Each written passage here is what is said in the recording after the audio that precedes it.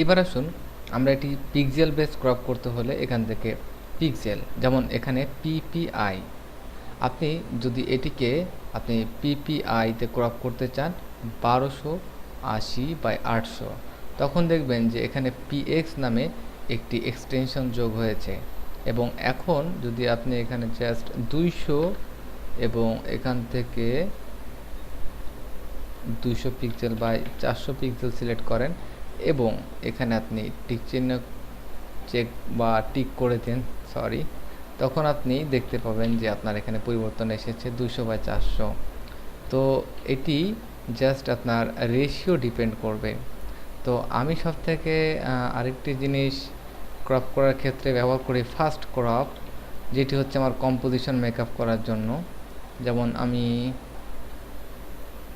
এখান থেকে একটি ইমেজ ওপেন করি এবং খুব দ্রুত ক্রপ করার আরেকটি নিয়ম রয়েছে যেটি আমি ব্যবহার করি, যে আমার এতটুকু দরকার, আমি জাস্ট একে সিলেক্ট করে নিই। সিলেক্ট করার পর ইমেজ এবং এখান থেকে সিলেকশন ক্রপ করা যায়। এটি কিন্তু অনেক কুইক, কিন্তু এটি কোনো পরিমাপ ছাড়াই ক্রপ করা হয়। তো পরিমাপ দিয়ে যখন ক্রপ করব তখন আমার মনে করেন এখানে যেতে হবে ক্রপে, এবং ক্রপের ক্ষেত্রে আপনি কি করতে পারেন যে 5/7 সিলেক্ট করবেন, এটিকে জাস্ট ছোট করবেন এবং আপনার ইমেজটিকে সুন্দরভাবে বসিয়ে তারপর আপনি এখান থেকে নন ডিস্ট্রাকটিভ ক্রপ করতে পারবেন। এবং পরবর্তীতে যদি মনে হয় না আমার আরেকটু জায়গা বেশি দরকার, তখন আবারও এখানে ক্লিক করার পর আপনি এটিকে একটু ইনক্রিজ করে নিতে পারবেন, কারণ এটি নন ডিস্ট্রাকটিভ ক্রপ। আর যদি ডিলেট ক্রপ এরিয়া দেন তাহলে কিন্তু আপনি যতই আর বারবার ক্লিক করেন এখানে কিন্তু আর এই এরিয়াটি ফিরে আসবে না। আর যদি আপনি ডিলেট না দিয়ে ক্রপ করেন, আপনি 2টি স্টেপ আনডু করেন এবং ডিলেট চেকবক্সটি তুলে ক্রপ করবেন। মনে রাখবেন সবসময় এই চেকবক্সটি দেওয়া থাকলেও তুলে দেবেন। তো ক্রপ নিয়ে আমাদের মোটামুটি একটি ধারণা চলে এসেছে। এবার আসুন আমাদের এখানে যে অন্য টুলটি রয়েছে পার্সপেক্টিভ ক্রপ টুল। পার্সপেক্টিভ ক্রপ টুল যখন আপনি সিলেক্ট করবেন তখন এটি আপনি পার্সপেক্টিভভাবে ক্রপ করতে পারবেন। যেমন একটি কর্নার চলে আসবে, তখন আপনি যে কোনো এরিয়াকে আপনি এভাবে পার্সপেক্টিভভাবে আপনি ক্রপ করতে পারবেন। এবং আপনি খেয়াল করুন এটি আপনার ইমেজটিকে সরাসরি পার্সপেক্টিভ একটি মোডে নিয়ে যাবে। পার্সপেক্টিভ ক্রপের সবথেকে মজার বিষয় হচ্ছে অনেক ইমেজের অনেক ধরনের রোটেশন ফিক্স করা হয়।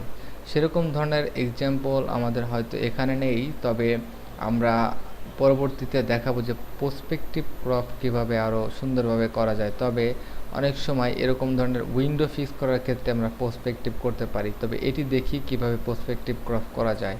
এখানে খেয়াল করুন যে আমাদের উইন্ডো কিছুটা প্রবলেম রয়েছে, আমরা এখান থেকে পার্সপেক্টিভ করে সুন্দর করে এটিকে ম্যাচ করে নিতে পারি।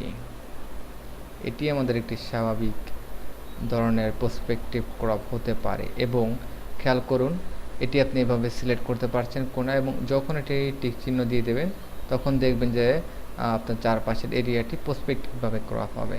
তো যাই হোক, এটি আমি পরবর্তীতে আরও ডিপ ধারণা দেওয়ার চেষ্টা করব।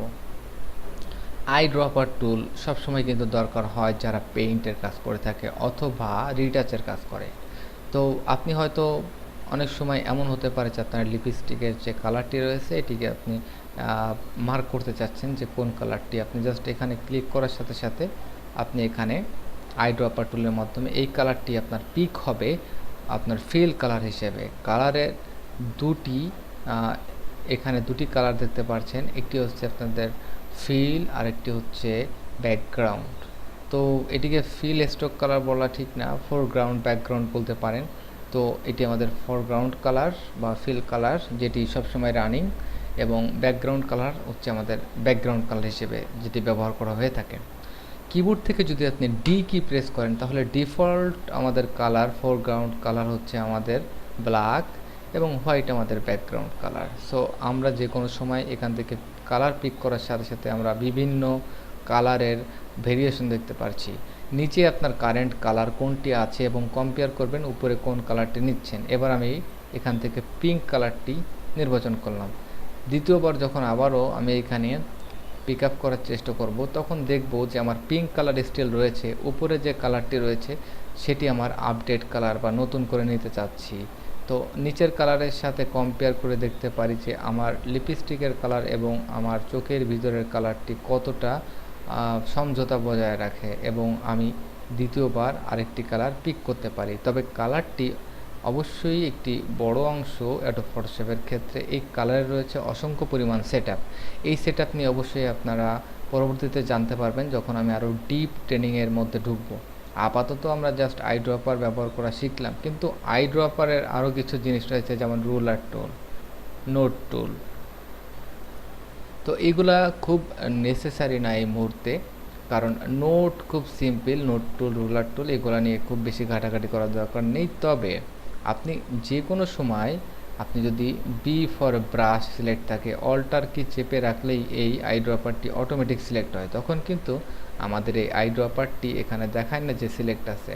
তো আপনি ব্রাশ করছেন এবং ব্রাশ করার সময় আপনি অল্টার চেপে চেপে একটি স্থানের কালার নিয়ে নিয়ে ব্রাশ করছেন, এবং এই একই নিয়মে আপনি আইড্রপার ইউজ করতে পারেন। তো ধন্যবাদ। নেক্সটে আমরা কিছু মজার টুলের সাথে পরিচিত হব।